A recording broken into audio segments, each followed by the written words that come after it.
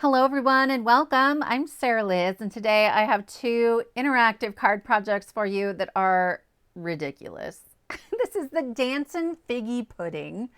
What?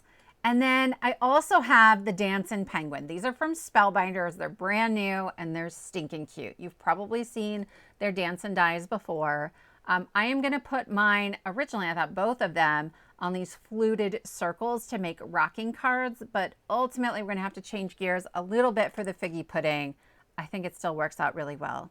There are also Dancin Christmas sentiments, and then I'm also going to create a free printable about halfway through this video process because there was just such potential for Figgy Puddin puns, and there were only a couple in the stamp set, and I thought we needed more. So we'll get there. I'm starting by assembling my penguin. And so he comes together fairly easily, but I will say do like a dry fit for the body before you go adding glue. You want to line up his belly towards the bottom and then the bottom of his face. Then everything else goes on quite easily. The nose is going to overlap both the black piece and the white piece, so be aware of that. And then maybe do a dry fit on the sweater, only because you want to make sure that both of his little flippers are fitting through the sleeves. And there's a little extra piece that comes up higher than I was anticipating because the scarf overlaps that.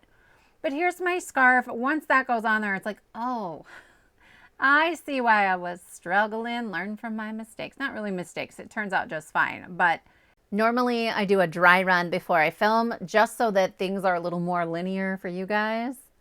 Anyway, the hat goes on super easily, and then there's this little like fur trim that I cut out of some glitter cardstock for the poofy ball, and then the front of his hat.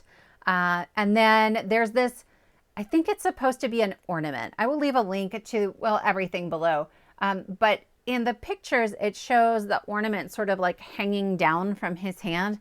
But I was like, that's not as much fun as this little penguin skating around with a sparkle wand. So I cut it twice, once from the same teal as his scarf and once from some matte silver cardstock. And I just trimmed carefully to create just the star to add to the end of the wand. And then I will overlap the penguin onto the wand, right? I add the glue and then I kind of lay the penguin on top so I can get my placement right.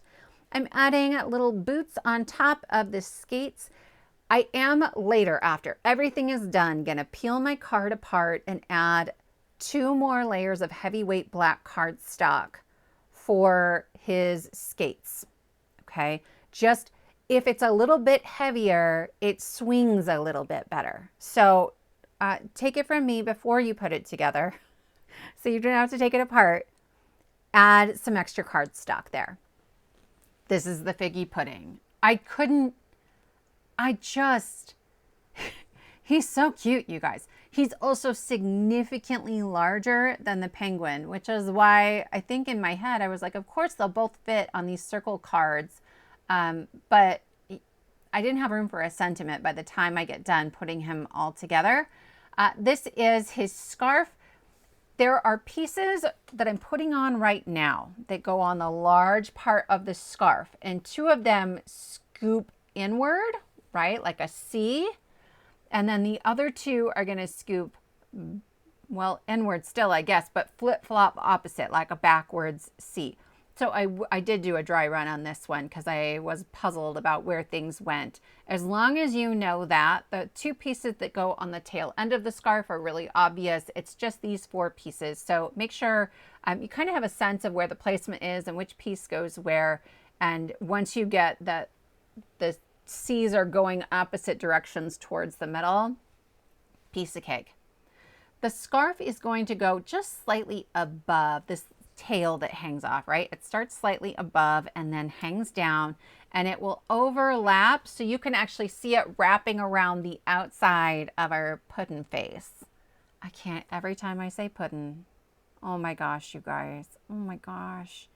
Then there are like arms and mittens, and I wasn't really sure how I wanted these to be, but as enthusiastic as possible was really my goal. I'm going to put the red mittens on the black arms, and then there are berries to go on the holly. The holly is like a little barrette in his hair, her hair. I don't know. I'm just going to stick it on there. If I were me doing this again, I might wait on the holly until I knew where I was going to put my sentiment. I sort of kept myself from being able to put it at the top of the card because the holly was in the way. So hold off on that. Wait until later. You can always add it later. But here I go, getting all enthusiastic, adding the holly and the berries to the top of my figgy pudding. Then again, I'm adding boots to the feet.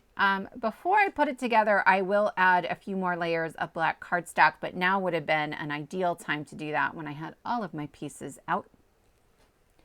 I am going to ink blend a couple of backgrounds. So I have cut this middle layer of the Fluted Classics Circle. You guys, the Spellbinders Warehouse sale is coming up. I don't know when, but it is coming.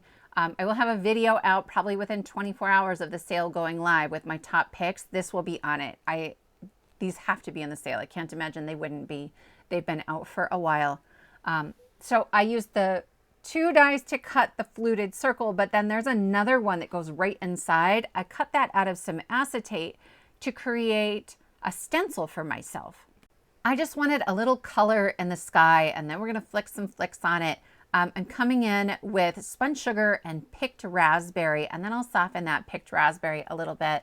I love pink on gray as a winter color option. Here are my starry colors from Kuretake, and I'm using that sort of white and then the palest gold they have. I didn't want that to take away from the background I created. I wanted it all to look kind of like snow, but for there to be a little bit of variation in color, and that is it. I originally did the Figgy Puddin background the same way, but ended up coming back in with a rectangle that is 3.5 by 4 3/4 and just doing similar ink blending. So this is milled lavender, and I'm going to bring that about 1/3 of the way down the panel.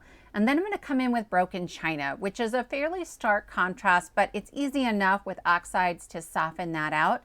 Then I'm going to come in with those same watercolors, starting with that pearly white, moving to that very, very pale gold. And then in the end for this one, because we're starting with sort of a darker background, I'm also going to come in with a slightly brighter gold, just a little bit, not a lot. I didn't want it to overtake everything. From here, our paths diverge, so we're going to finish up the cards individually. There is this stamp set that goes with the Dancin Christmas. There's actually 4 Dancin Christmas dies. I just got the 2 I liked the most, but there's also some Dancin Gingerbread and a Dancin Mouse. So for here, I'm going to grab a punny little sentiment, skating by to say Merry Christmas, I think. I was a little worried about stamping on top of that metallic watercolor, but it worked out just fine. I'm using VersaFine Onyx Clair black pigment ink, and then I will add some clear embossing powder on top of that. And I don't know if that's what made it work, if it would have otherwise wiped off because it's a slick surface, but I had 0 problems with it as long as I heat embossed it. Okay, so skating by to say Merry Christmas, and then I'm like, well, he needs something to skate on. So I am coming in, this is my BG68, and I am just creating a pond, but I'm going to do it like I can't see straight. So it's going to take me 3 or 4 attempts to kind of flatten this out enough that it doesn't look like he's skating uphill. It's fine. It's fine. Any pale blue marker would work. This is my Ohuhu alcohol markers. It's going to lighten up a little bit. The ink is still wet here. I want it sort of not perfect, right? I want it to look like an accidental pond of ice. And then I am going to shellac the potatoes out of this with my shimmer pen.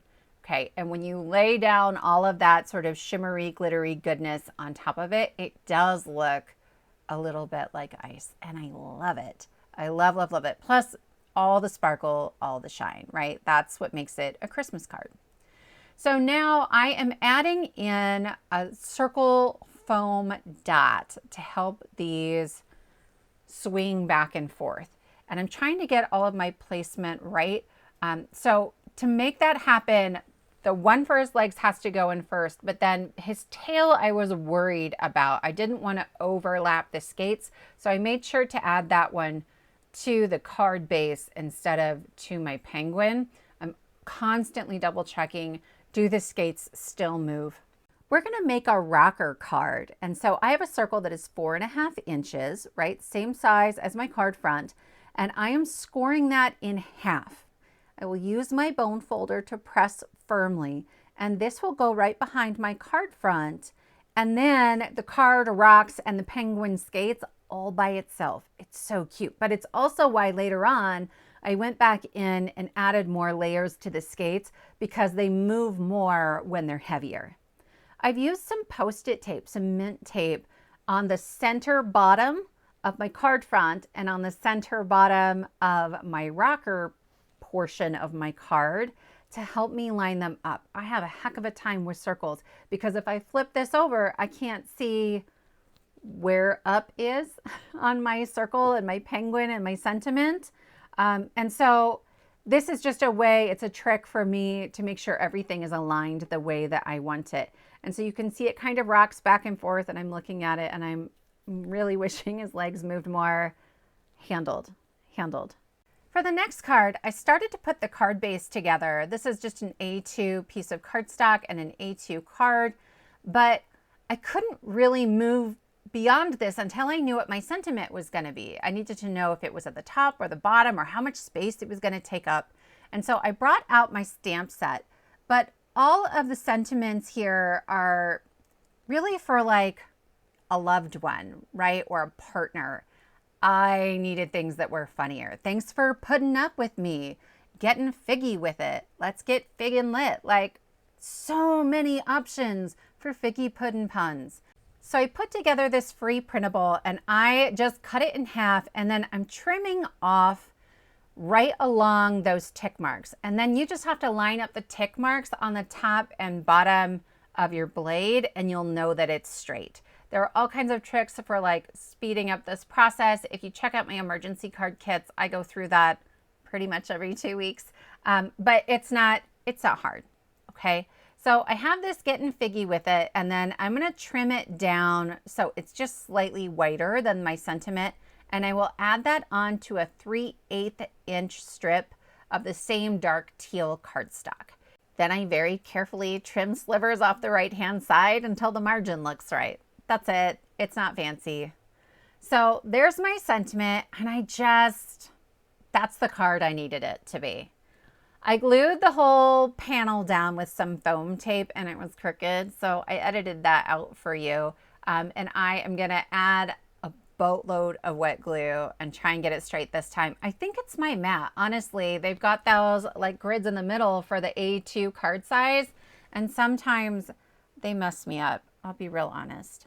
I'm gonna come in with my T-ruler just to really keep the placement of like how high up I wanted that sentiment, because I need enough room for this guy to still dance.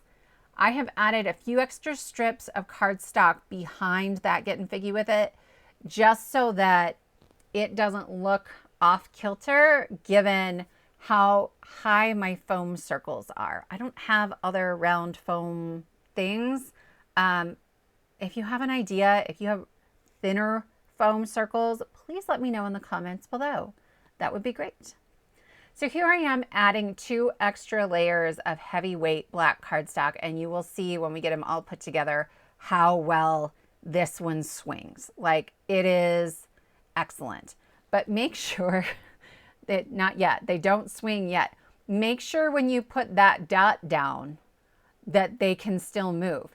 This is what I was saying, where I was having issues trying to figure out where the sentiment was gonna go, still give him room to dance, not get in the way of the bow in his hair, like all the things. So I double and triple checked this one, and then I've got foam behind my figgy puddin, but just kind of at the top and behind his hands, and then the 1 dot for the legs. That's the only thing that's there for the legs. And then here, his legs will move, and you can kind of see now, look, he's really going after it. If you are interested in that free printable, all I ask is that you subscribe to my channel. There are tons of puddin puns, but there's also penguin puns. I hope they make you laugh as much as they did me. Thank you so much for spending this time with me, and I will see you next time.